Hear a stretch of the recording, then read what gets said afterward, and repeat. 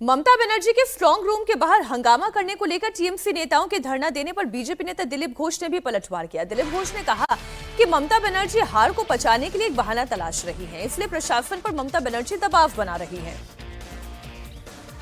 पहले तो strong room में बैलेट पेपर होता नहीं है, वो अलग से रहता है। जो पोस्टल बैलेट है कर्मचारी लोग देते हैं, तो चुनाव कमीशन ने साफ कर दिया वो बैलेट पेपर सेग्रीगेशन होता है।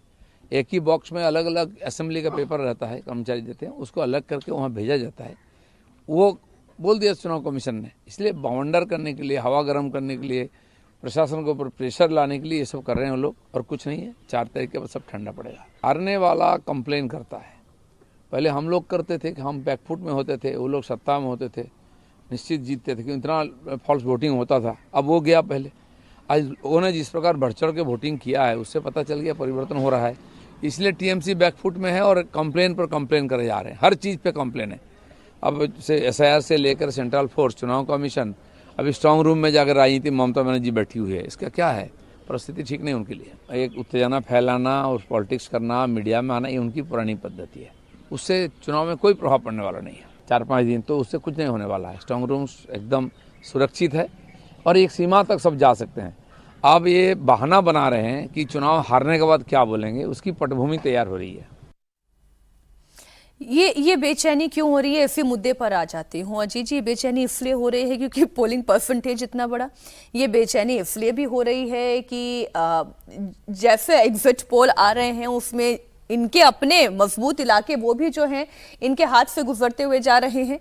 देखिए, अभी जो दिलीप घोष साहब का 2 आपने बयान दिखाया, एक तो शुभेंदु अधिकारी का दिखाया कि उनका कहना था कि हमारे एजेंट्स तैनात थे इसलिए गड़बड़ी नहीं कर सकी। तो ये तो बात पूरी सिरे से ही गलत है ना भाई। जब सेंट्रल फोर्सेज तैनात हैं, चुनाव आयोग के ऑब्जर्वर हैं, वहां तो आपके एजेंट कुछ नहीं कर सकते हैं वहां, या उनके एजेंट भी कुछ नहीं कर सकते हैं। एक तो स्ट्रांग रूम के अंदर नहीं जा सकते, उस बिल्डिंग में आप गई जहां सील कमरा है उसके बाहर तक गई आप, वहां सेंट्रल फोर्सेज तैनात हैं, चुनाव आयोग के लोग तैनात हैं, तो वहां कोई गड़बड़ी नहीं हो सकती थी। लेकिन उन्होंने भी एक नैरेटिव बनाया कि गड़बड़ी करने गई थी, नहीं कर पाई।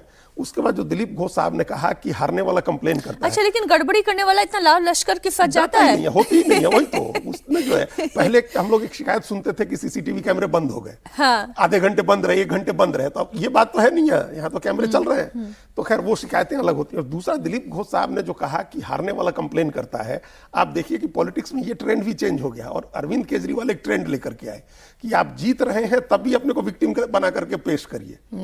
विक्टिम कार्ड प्ले करना एक इंडियन पॉलिटिक्स का एक बड़ा भारी अस्त्र हो गया है। और कई बार हम लोगों ने प्रधानमंत्री को प्ले करते देखा है कि मेरे ऊपर हमला होता है, हमको इतनी गालियां दी जाती है, इतने किलो गालियां दी जाती है।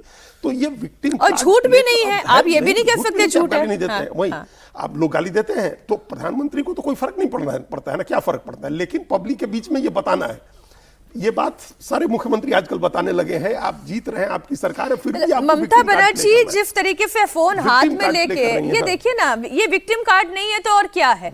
हाथ में फोन लेके खुद ही वीडियो बना रही हैं, फिर बात कर रही हैं, फिर कह रही मैं मेरे एक आवाज पर 10,000 लोग आकर खड़े हो जाएंगे। तो फिर आप 10,000 लोग लाकर खड़े कर लीजिए, लेकिन कहां कहां खड़े करेंगे आप? आपको विश्वास करना होगा इलेक्शन कमीशन पर, केंद्रीय सुरक्षा बल पर आपको विश्वास करना होगा। लेकिन वो अविश्वास की खाई इतनी गहरी है क्योंकि डर इस बात का है कि कहीं ऐसा तो नहीं इस बार हाथ से सत्ता चली जाएगी।